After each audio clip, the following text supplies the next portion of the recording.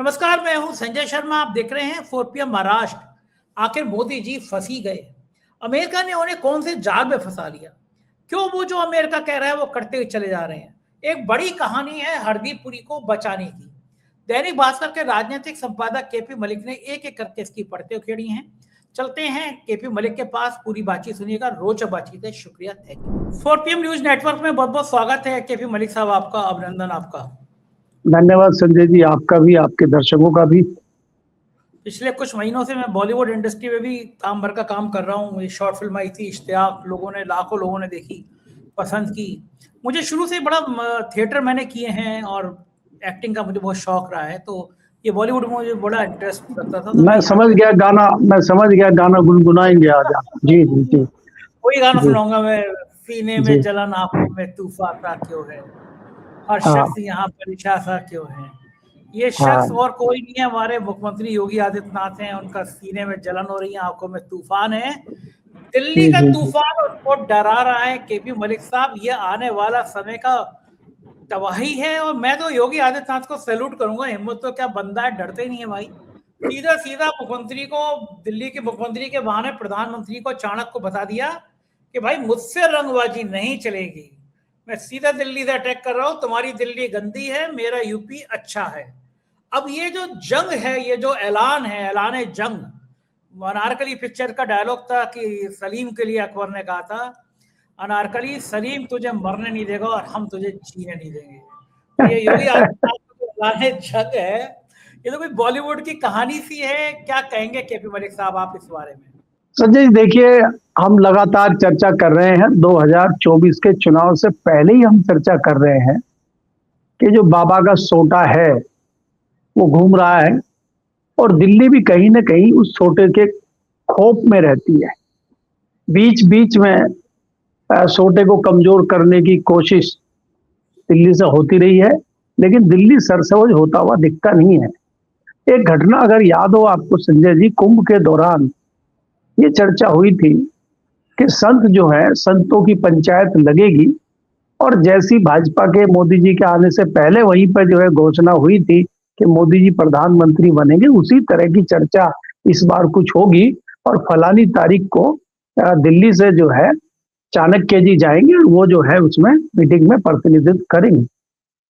लेकिन पता चला कि उससे पहले ही घटना हो गई, और घटना ऐसी हुई कि चाणक्य के जाने की हिम्मत नहीं पड़ी और वहां पत्ता नहीं खड़का। और बाद में दिल्ली के जो बड़े वाले गुजराती हैं, साहेब महामानव जी का ट्वीट आया, तब थोड़ा सा योगी जी की आंखें ऐसे हुई, हाँ अच्छा ये भी है। तब ये माना, हाँ कुछ लोग मर गए, छोटी सी बंदर हो गई। इनका ये हो रहा है, ये कहते हैं हम पात पात, हम ढाक ढाक, और बाबा कहते हैं हम पात पात। बाबा इनके हाथ नहीं आ रहे हैं। बाबा ने ही इनको नचाने का काम किया है। अगर असलियत में आप देश में देखें, चाहे आप पक्ष कहें, चाहे आप विपक्ष कहें, चाहे आप संघ कहें, चाहे आप भाजपा कहें, ये किसी के कंट्रोल में नहीं आए और बाबा इनके कंट्रोल में नहीं आए। ताजा जो बाबा का बयान आया है गोरखपुर से, हम उस पर चर्चा कर रहे हैं। बाबा का एकाएक, आपको याद होगा दिल्ली में विधानसभा के चुनाव हुए थे तो बड़ी डिमांड हुई थी, और यहाँ के जितने भी उम्मीदवार थे सबकी डिमांड थी कि बाबा को जो है यहाँ बुलाया जाए और उनको स्टार प्रचारक बनाया जाए। लेकिन अरे भाई, अगर वो प्रचारक असली प्रचार के किंग वही बन जाएंगे तो हमारे साहब क्या करेंगे जिनका जलवा चल रहा है? तो इसलिए उन पर बीच में ही रोक लगा दी। और यहाँ तक हुआ कि दिल्ली में जब मुख्यमंत्री की शपथ हुई तब भी उनको नहीं बुलाया गया, यहाँ तक उनके साथ हुआ। तो कहीं ना कहीं एक तो दिल्ली की टीस उनको है, और उन्होंने जो है दिल्ली की मुख्यमंत्री रेखा गुप्ता के कंधे पर रख के जो तीर कमान से तीर चलाया है, वो सीधा करते हुए पथ होता हुआ सेवा तीर्थ में घुस गया है। और उसमें जो उन्होंने बताया है कि देखिए, आप ट्रिपल इंजन की सरकार तो है दिल्ली में, और आप तो केजरीवाल के ऊपर बड़ा आरोप लगा रहे थे कि दिल्ली गैस चैम्बर बनी हुई है, तो अब तो ट्रिपल इंजन की सरकार है और गैस चैम्बर तो अभी भी बनी हुई है। और मैं तो जब भी गोरखपुर से दिल्ली जाता हूं तो मेरी तो आंखें जलने लगती हैं और सांस घुटता है। और गडकरी जी भी कई बार कहते हैं कि भाई मुंबई में है तो जरूर थोड़ा सा पोल्यूशन, लेकिन दिल्ली जितना नहीं है।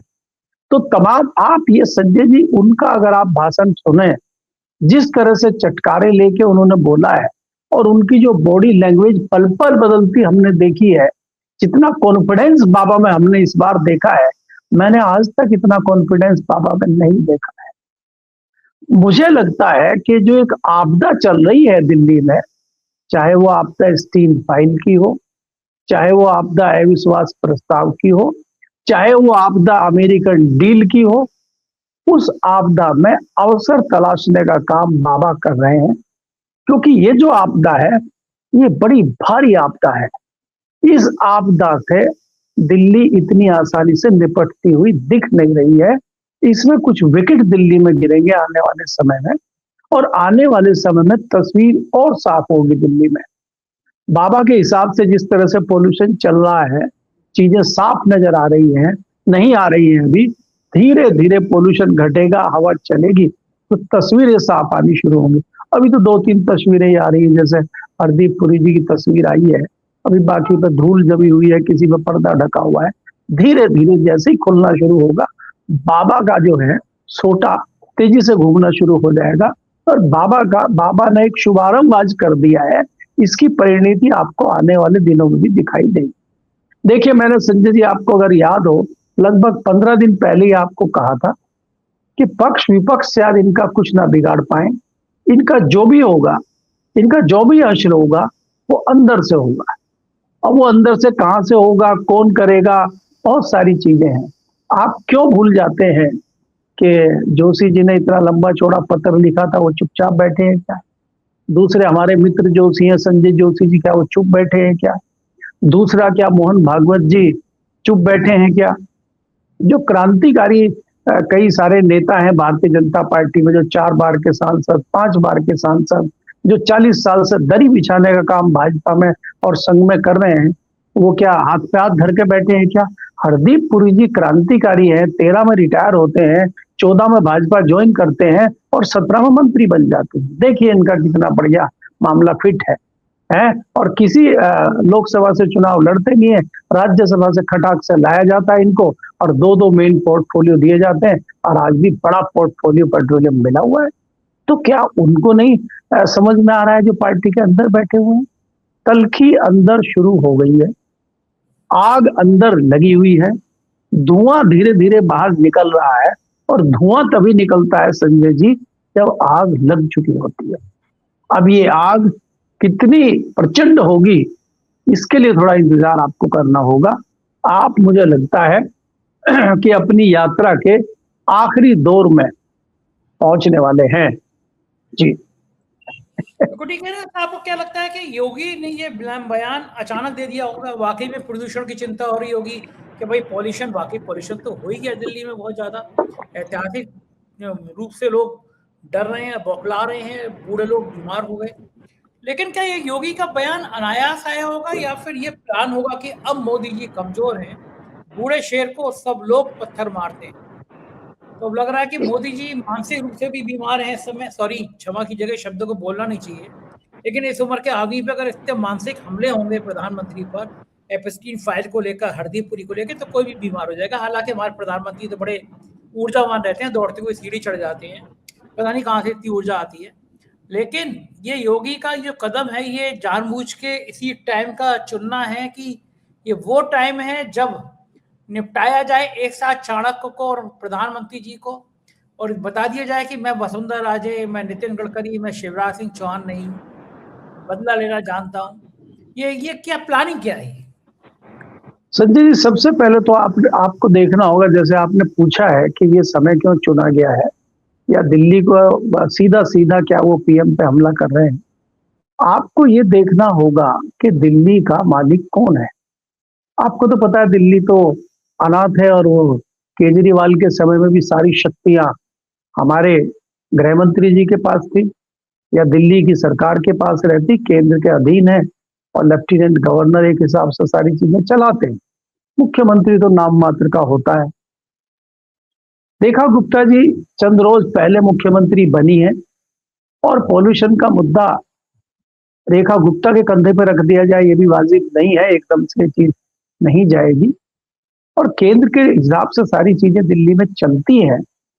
तो इसका सीधा सीधा मतलब है कि बाबा का जो इशारा है, बाबा का जो हमला है, जैसा कि मैंने कहा, वो कर्तव्य पत्र की ओर उनका इशारा है। उनका जो तीर छोड़ा हुआ है गोरखपुर से, वो सीधा कर्तव्य पत्र की ओर जाता है। वो सिविल लाइन्स रेखा गुप्ता के निवास की तरफ जाता हुआ नहीं दिख रहा है, वो दिल्ली विधानसभा की तरफ जाता हुआ नहीं दिख रहा है, वो तो जो नया सेवा तीर्थ बना है उसकी तरफ जा रहा है। तो वो जताता है कि पार्टी के अंदर इस तरह की चीजें चल रही हैं। उसका कहीं ना कहीं फायदा उठाने के लिए एक रणनीति भारतीय जनता पार्टी के अंदर बनी है। और संजय जी, हमारी चर्चाओं में लगातार निकल के ये आता है कि संघ जो है कोई नई संस्था नहीं है, और संघ किसी की बपौती नहीं है, और भाजपा भी किसी की बपौती नहीं है। संघ जब सेनापति को और घोड़े को बनाता है तो वो सेकंड लाइनर तैयार रखता है, वो एक दूसरा घोड़ा तैयार रखता है, दूसरा सेनापति तैयार रखता है कि जब आप युद्ध में उतरते हैं, अगर सेनापति घायल हो जाता है, अगर सेनापति को घेर लिया जाता है, सेनापति की हत्या हो जाती है, युद्ध में हार जाता है, तो फिर नया सेनापति कौन होगा और नया घोड़ा क्या होगा। अगर नया घोड़ा लाना है, पुराना घोड़ा लंगड़ा हो गया है, तो उसको फिर गोली मार दी जाती है, वो किसी काम का नहीं रहता। कई गोली मारे हुए घोड़े आपको आज भारतीय जनता पार्टी में दिखाई देते हैं, जिनको हम एक दूसरे नाम से पुकारते हैं, जो 75+ वाले। तो गई है लंगड़े घोड़े हैं आपके पास, और उनमें कुछ सेनापति भी हैं जो अपने समय में बड़े सेनापति रहे। तो क्या उन्हीं सेनापति की सूची में नाम आने जा रहा है क्या? और सेकंड जो सेनापति बनने जा रहे हैं, उस सूची में के आसपास योगी जी है क्या? ये सारी कवायद उस चीज को लेके चल रही है, जिसका खुलासा और जिसको मैंने कहा कि तस्वीर साफ होगी आने वाले समय में। क्योंकि आप ये जो दो चीजें मैं देख रहा हूं, चाहे वो एप्स्टीन फाइल हो और चाहे अमेरिकन डील हो, ये छोटे मुद्दे नहीं है। देखिए, देश में आपको समझना होगा कि पिछले 11 साल में अगर सरकार से, मोदी जी से किसी तबके ने टक्कर ली है तो वो किसान तबका है। और उन्हीं किसानों को आपने फिर छेड़ दिया है, उन्हीं किसानों को साथ आपने फिर पंगा ले लिया है, और इस बार आप कमजोर स्थिति में हैं। वो स्थिति नहीं है आपकी पुराने वाली, इस बार आप कमजोर स्थिति में हैं। और आप ये देखिए, आप खाली योगी पे फोकस मत कीजिए, आप राहुल गांधी पे भी फोकस कीजिए। जिस प्रकार से पिछले दिनों किसान संगठनों से, किसानों से राहुल गांधी मिले हैं, इत्मीनान से उनकी बात सुनी है, और उन्होंने कहा है कि खुल के हम आपके साथ हैं। देखिए, किसानों ने भी नई रणनीति बनाई। पिछली बार किसानों ने किसी भी सियासी दल के नेता को अपने मंच पर नहीं चढ़ने दिया था, और उन्होंने ये कहा था कि हमारा आंदोलन अराजनीतिक है। इस बार वो ऐसा नहीं कह रहे, इस बार वो राजनीति के साथ चलना चाह रहे हैं, और राहुल गांधी को कंधे से कंधा मिला के वो चलना चाह रहे हैं। तो कहीं न कहीं जाके उनकी भी शक्ति डबल हो जाती है।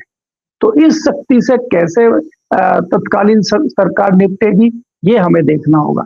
दूसरा, आज ही जो नई चीज हुई है, सेना के जो पूर्व अधिकारी हैं, सेना के रिटायर्ड ऑफिसर हैं, जिन्होंने अपनी सेवाएं दी हैं, जिन्होंने अपना पूरा जीवन लगाया है, उनके साथ ये सरकार जो हश्र कर रही है, वो भी कहीं ना कहीं आहत है, और वो भी राहुल गांधी से चर्चा कर रहे हैं।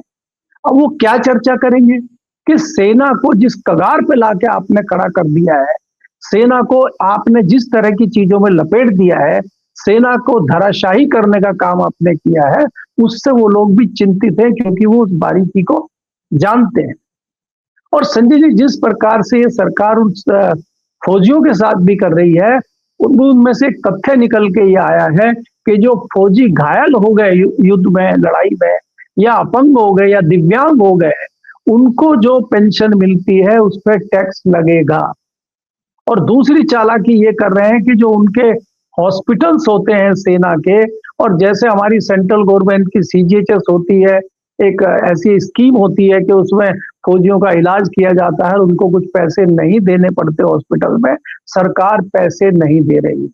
और सरकार की तरफ से इस प्रकार की चालाकियां की जा रही हैं कि जब साल का फाइनेंशियल ईयर खत्म होने वाला होता है, तब फंड दिया जाता है और वो फंड फिर अगले साल चला जाता है और उसको आपने टैक्स के दायरे में ला दिया है और आप टैक्स ले रहे हैं उनके ऊपर। तो फौजी भी कहीं न कहीं सरकार की इस तरह की चालाकियों को समझ चुके हैं और वो भी नाखुश हैं, नाराज हैं।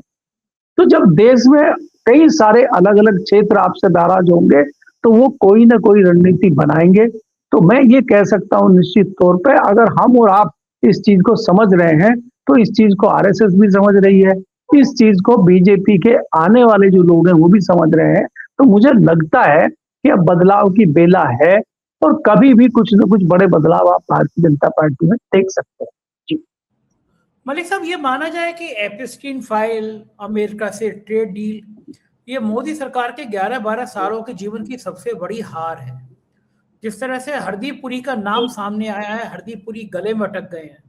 अगर उनको हटाया जाता है तो हरदीप पुरी अपना मुंह खोल सकते हैं। अनिल अंबानी समेत कई बड़े लोग बेनकाब हो सकते हैं। बेनकाब तो हो ही गए हैं, लेकिन कुछ और नाम जो छुपे हुए हैं वो भी सामने आ सकते हैं। ट्रंप कहते हैं कि मैं 24 घंटे के अंदर मोदी का राजनीतिक कैरियर खत्म कर सकता हूँ। मोदी जी पलट के कहते नहीं कि ट्रंप तुम्हारी हैसियत क्या है, तुम्हारी औकात क्या है, तो मैं दम हो तो मेरा पॉलिटिकल कैरियर समाप्त करके देखो। मैं तो मोदी जी के होता तो मैं ये कहता कि तुम में दम हो। मैं तो कहता भी हूँ, एक बार 4 PM पे किसी ने, कुछ पत्रकार साथियों ने भी हमला करने की कोशिश करी, तो मैंने कहा था कि तुम्हारी औकात और तुम्हारी हिम्मत हो करके देख लो, क्योंकि 4PM के दर्शकों का भरोसा है मुझे पता है कि वो लोग मुझ पर यकीन करते हैं। तो अगर मोदी जी को देश के लोगों पर यकीन है तो ट्रंप से कहते हैं ट्रंप तुम्हारी हैसियत क्या है, तो मेरा पॉलिटिकल कैरियर खत्म करना चाहते हो, क्या सोच रहे हो, करके दिखा दो। भारत की जनता मेरे साथ है, लेकिन मोदी जी कह नहीं पाए। क्यों नहीं कह पाए होंगे? ऐसा कौन सा दबाव है मोदी जी का जो ट्रंप को जवाब देने से रोक रहा है? नाम नहीं ले रहे ट्रंप का वो। देखिए संजय जी, वो कोई पहली बार नहीं है मोदी जी के साथ ऐसा। आप याद करिए गलवान की घटना। गलवान में हमारे लगभग 20 सैनिक मारे गए थे और हमारी जमीन पर कब्जा चाइना ने किया था और बाद में इन्हीं प्रधानमंत्री और इसी सरकार ने कहा था कि हमारी 2 इंच जमीन नहीं गई है और हमारा कोई सैनिक नहीं मारा गया है। लेकिन बाद में तो वो बात झूठ सिद्ध हुई, सीधा-सीधा झूठ बोला। आज जो प्रधानमंत्री बोल रहे हैं या आज जो आप कह रहे हैं कि वो बोल दें ऐसे, कैसे बोल देंगे? आप चाइना से, अमेरिका से एक साथ रिश्ते कैसे दोनों से निभा सकते हैं? ये कैसे संभव है कि आप झूला भी झुलाएं और गले भी मिलें? दोनों गलबैया एक साथ संजय जी नहीं हो सकती। ये कोई पहली बार नहीं है देश में। इनसे पहले भी प्रधानमंत्री रहे, चाहे वो नरसिंह राव हो, चाहे वो मनमोहन सिंह हो, चाहे वो वाजपेयी जी हो, चाहे वो दूसरे लोग हों। कभी ऐसा नहीं हो सकता कि आप दोनों के साथ गलबैया करें, संभव ही नहीं। तो इसलिए मेरा मानना ये है कि आपने जो गलतियां की हैं, आपको उनका भुगतान करना पड़ रहा है, लेकिन आपकी इन गलतियों का खामियाजा देश भुगत रहा है या भुगतेगा। और जिस प्रकार से जिस जगह पे लाके आज आपने देश को खड़ा कर दिया है, इसकी जवाबदेही किसकी है? ये सोचने के लिए नागरिक सवाल कर रहे हैं। सवाल पूछ रहे हैं लोग और मोदी जी आज बोल नहीं रहे हैं, जबकि वो मनमोहन को मोहन प्रधानमंत्री कहते थे और आज ये खुद नहीं बोल रहे हैं, तो सबसे बड़े मौनी बाबा तो यही है। इससे बड़ा क्या आश्चर्य होगा कि आप पार्लियामेंट से भाग रहे हैं। आप 1 हफ्ते तक पार्लियामेंट ही नहीं जाते। स्पीकर आके कहते हैं आपकी जान को खतरा है सदन में। इससे बड़ा मजाक देश के लोगों के साथ और देश के साथ कुछ हो सकता है? तो ये कुछ बोलना नहीं चाहते, कुछ न कुछ दाल में काला है, इसीलिए इस तरह की धमकी दे रहे हैं। अमेरिका के राष्ट्रपति धमकी नहीं दे रहे, डिक्टेट कर रहे हैं कि आप रसिया से तेल बंद करिए और हम वेनेजुएला से हमसे तेल खरीदिए। और अगर आप नहीं खरीदेंगे और अगर आप कोशिश करेंगे कि रसिया से खरीदने की, तो हम आप पे निगाह रखेंगे और हम दोबारा पेनल्टी लगाएंगे, दोबारा दंड देंगे आपको। तो वो इतनी मजबूती से कैसे बोल रहे हैं? ऐसी कौन सी चीज उनके पास है जो उनको इतना दमदार बना रही है? आज से पहले तो किसी प्रधानमंत्री को वो ऐसा नहीं बोल पाए। हमारे वाजपेयी जी को तो नहीं बोल पाए वो, या सरदार मनमोहन को भी नहीं बोल पाए। तो मैं ये सवाल पूछ रहा हूँ, आज कैसी उनसी मजबूरी हो गई कि हमें ये सुनना पड़ रहा है और वो हमें धमका रहे हैं? तो ये जो चीज है, मुझे लगता है कि धीरे-धीरे परत दर परत तस्वीरें साफ होंगी और हमें सच्चाई पता लगेगी। जी। हाँ, बिल्कुल ठीक बात है। एक-एक करके सच्चाई तो सामने आएगी, लेकिन देश का सिर तो 140 करोड़ भारतवासियों का तो सिर शर्म से झुकता है जब अमेरिका हमारे नागरिकों को हथकड़ी और बेड़ी लगा के वापस करता है। दुनिया के किसी भी देश के नागरिकों को इस तरह अमेरिका ने वापस नहीं किया जैसे भारतीयों को किया। हमें शर्म तो आती है कि अमेरिका इस तरह बेइज्जत करता है, कहता है कि भारत और पाकिस्तान का युद्ध हमारे कहने पर रोका गया। ऐसा लगता है कि हमारे देश की कोई हैसियत ही नहीं बची है, अमेरिका जो चाहेगा वो करेगा। तब ऐसे मौके पे हर किसी को इंदिरा गांधी की याद आती है। इंदिरा गांधी ने धमका के कहा था कि तुम 7वां बेड़ा, 9वां बेड़ा, 8वां बेड़ा जो भेड़ ना भेजो, मैं पाकिस्तान को सबक सिखा के रहूंगी। सबक सिखा दी। यहाँ केवल कागजी शेर हैं, कागज के बड़े बड़े बयान देते हैं और कर कुछ नहीं पाते। क्या लग रहा है आपको कि क्यों भारत के लोग इतने शर्मिंदा हों, उनका सिर शर्म से झुके? उन्होंने ऐसा कौन सा गुनाह किया था केपी मलिक साहब? देखिए संजय जी, आपने अभी इंदिरा गांधी का नाम लिया। इंदिरा गांधी ने जो दुर्गा शक्ति होने का उदाहरण पेश किया था देश में, उसे हम भूल नहीं सकते। आज ही परिणाम आए हैं बांग्लादेश में, और बांग्लादेश में जिस तरह की स्थिति है, जिस प्रकार के जनादेश बांग्लादेश में आए हैं, वो जताते हैं कि कहीं ना कहीं भारत की राजनीति से बांग्लादेश प्रभावित है। बीच में कुछ महीने वहां कट्टरवाद की बेला चली थी, लेकिन खालिदा जिया के जो लड़के हैं वो प्रधानमंत्री बनने जा रहे हैं, और जनता ने उनको इस शर्त पे प्रधानमंत्री बनाने के लिए जनादेश दिया है कि वो भारत के साथ अपने रिश्ते ठीक रखेंगे। भारत के साथ उनके रिश्ते ठीक हैं, वो भारत को अपने बड़े भाई की भूमिका में मानते हैं और वो भारत के साथ जुड़ाव रखना चाहते हैं। ये जताता है कि इंदिरा गांधी इसलिए नहीं डरी थी कि भारत की जनता भी उनके साथ थी और कहीं ना कहीं बांग्लादेश से भी उनको मूक सहमति थी। इस चीज को देखते हुए इतनी हिम्मत कर पा रही थी कि उन्होंने अमेरिका की चिंता नहीं की थी। और कुछ उनके कर्म थे ऐसे कि उनके कर्म ऐसे नहीं थे कि उनकी कोई जो है टांग उसके कुर्सी के नीचे दबाई हुई हो और वो उनको दर्द कर रही हो, उनको परेशान कर रही हो, कोई कांटा ऐसा चुभा हो। तो आज कोई ना कोई कांटा ऐसा है जो दर्द कर रहा है और वो बार बार उस कांटे के ऊपर पैर रखते हैं और हम चीखे मारते हैं। कोई ऐसी हमारी नस दबी हुई है जिसके बदले हम इस तरह की चीजें कर रहे हैं, मुझे ऐसा लगता है। जी बिल्कुल ठीक बात है मलिक साहब, बहुत बहुत शुक्रिया, आपने समय दिया, बातचीत की। Thank you. ये देखिए केपी मलिक जी, पूरी बातचीत आपने सुनी, कैसी लगी बातचीत बताइएगा जरूर। शुक्रिया, थैंक यू।